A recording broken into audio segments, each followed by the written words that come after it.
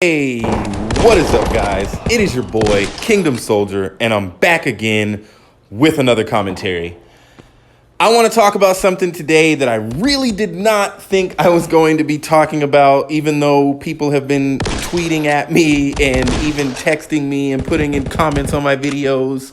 What's going on with Optic? What do you think about Optic? What are you going to say about Optic? When are you going to say something about Optic? So today is the day that I am going to have a little talk about your friendly neighborhood Optic Gaming.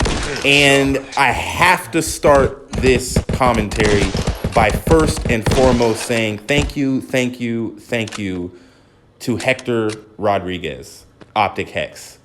Bro, you have changed so many lives with the vision that you had for Optic Gaming.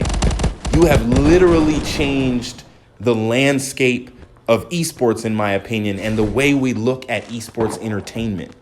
And the road that you've paved for the nade shots of the world, for the scumpies of the world, for the claysters of the world, for the karmas of the world, like the way that you've paved, the road that you've paved for the midnights and the big timers and the maniacs and the hitches, and just like so many people can say they got their start in esports, they got their break.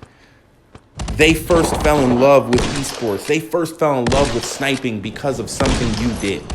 The reason I'm sniping in this gameplay right now on this mobile game that I'm playing called Modern Ops is because I fell in love with Optic Predator.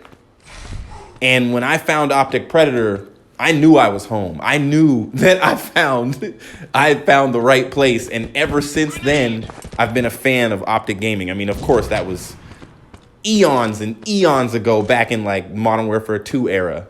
But I am proud. You know, I mean, a lot of people are sad. A lot of people are down. A lot of people are, real frustrated about what's going on. And, now you've got tweets from Ian and from Damon about, switching teams and stuff. And everybody's speculating and everybody's like, look, here's the deal. Like, I'm proud. I'm proud of Optic Gaming. I'm proud of what this organization has stood for and never stopped standing for. I'm proud of my friend Hector, who, I mean, time and time again, and I know that I'm not an isolated incident. I know that the impact that Optic Gaming and Hex have had on me and my esports career that I had.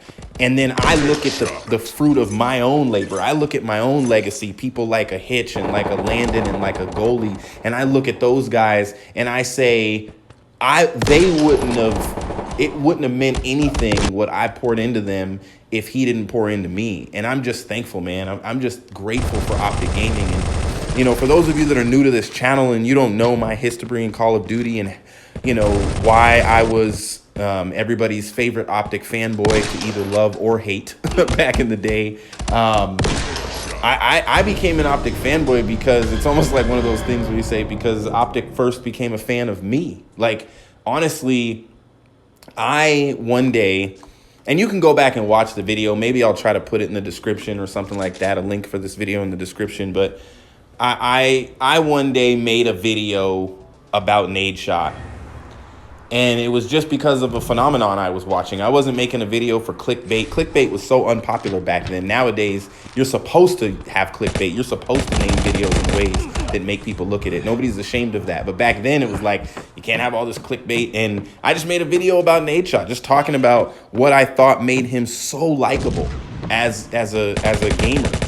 And that video blew up because nade shot himself went into the comments and said something nice about the video, and that was back in the day when that mattered.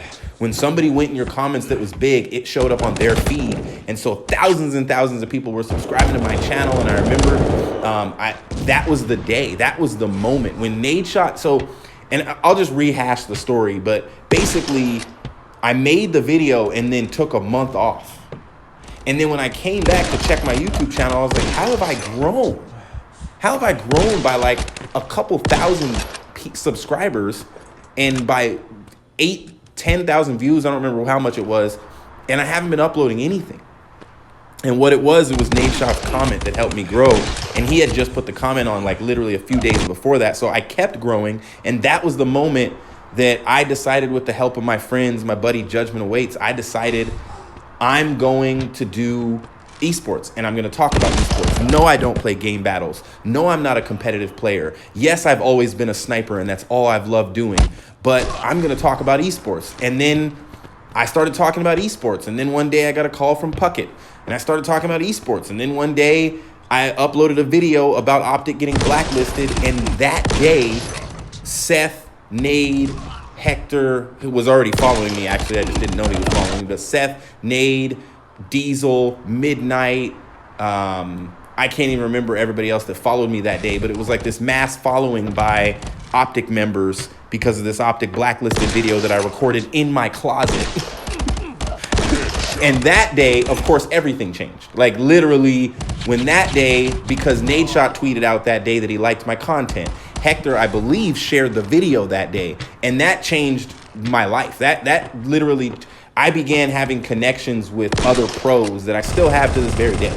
You know, and that just changed my life. I think even maybe that was the day Hastro followed me. I don't remember, but that began to change my life. And then I met Goalie, and then we came out with the sticks, and I met Hitch. I saw him in a UMG video, and I was like, I have to work with this guy. I have to work with this dude. And I'm so happy that I was able to work with Hitch while I did, and watching his career and watching Team Summertime and their new YouTube channel. Like I'm just in love with watching all the success and seeing the success that Goalie and Landon are having, throwing all these Fortnite tournaments for UMG. Like I wouldn't be able to have left any legacy if it wasn't for the legacy that I believe that Optic Gaming really has left.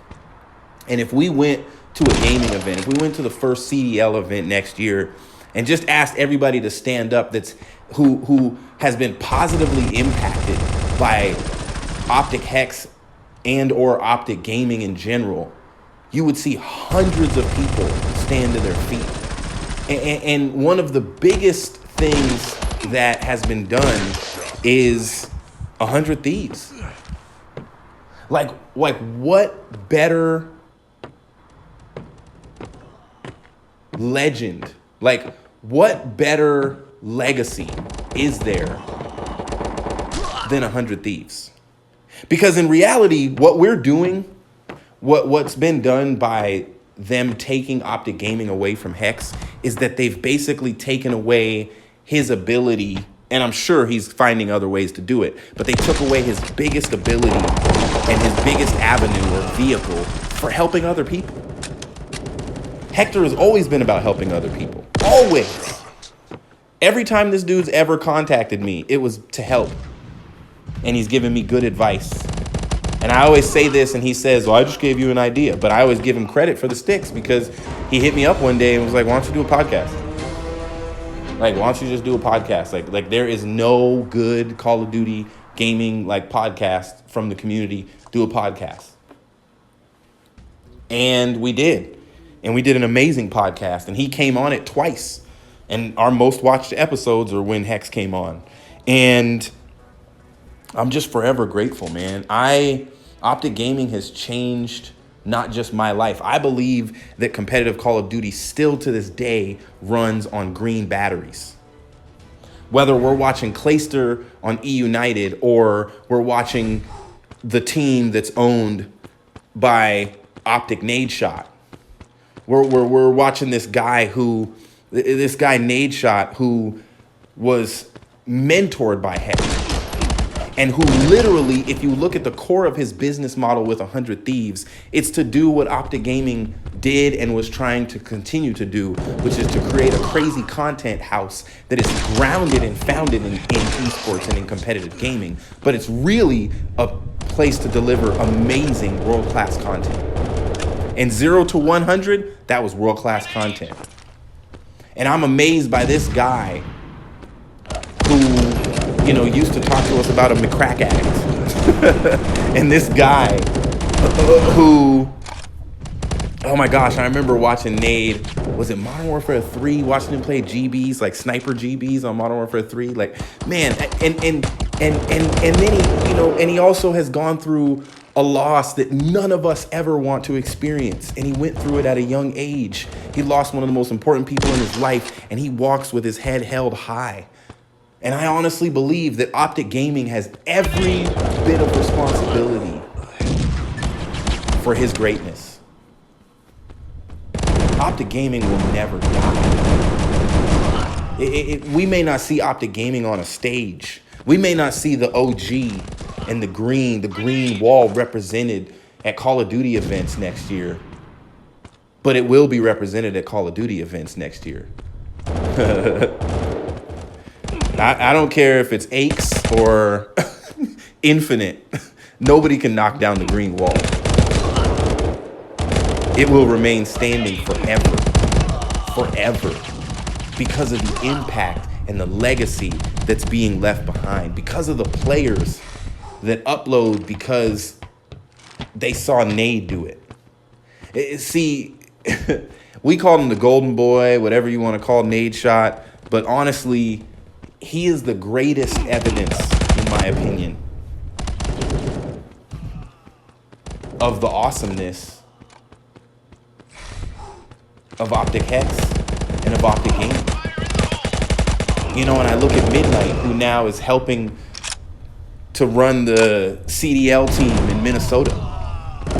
And you just look at these guys. You got Maniac starting BTH, and he's going to try to make it a real team and a real organization. You got Hitch out there with Team Summertime and doing his thing and doing his own thing with Elgato and with George and like.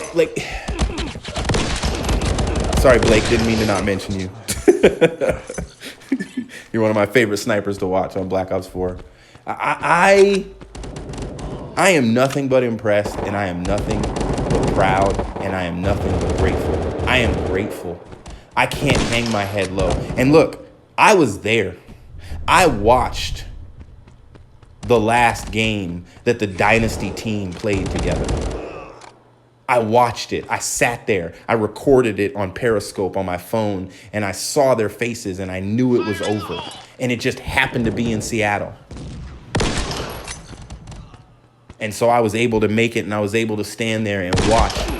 And I knew in that moment, this team isn't going to exist anymore, but the green wall will always exist. It's not a wall that you can just knock down by buying it out. The green wall stands forever. And, you know, honestly, I don't know what it's like, and I can't imagine what it's like for Hector to be watching all of this and to be the main reason I'm making this video is because I watched Big Timer's video, even though I told myself I wasn't going to. You know, it's just so sad to watch all this change and how different the landscape is and it's going to be. But I'm going to keep sniping. And I'm going to keep telling people about Optic Gaming. I tell my kids about Optic Gaming all the time. And I'm going to wear my Greenwall shirt whenever I need a reminder. And I'm going to watch and reminisce, because I still do to this day. I watch old school Optic and Black Ops 2. I'm going to watch AW Optic and every montage that gets put out about them. Because in my opinion, the green wall will never be torn down. This is your boy, Kingdom Soldier, and I'll see you in the next video.